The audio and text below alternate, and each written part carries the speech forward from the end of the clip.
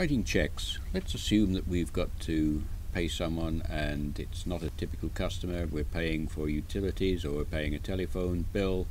There's no need to actually go through and set all these people up in customers and setting up separate accounts. We can simply do something like this. Banking, select banking, go across, select write checks, new check. We have no vendor ID here, so what we're going to do is put in the telephone company. We'll call this West Telephone, which is who we're making the check out to.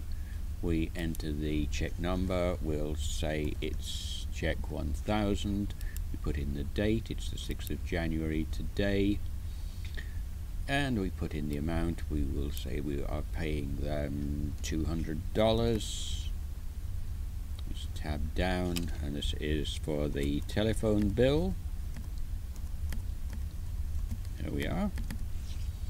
And now all we need to do here is go down and select the appropriate expense account, which should be down here. Here we are, telephone expense, right? So account 76,000. For the telephone expense, we're going to be paying $200. It's coming out of the Delta Bank.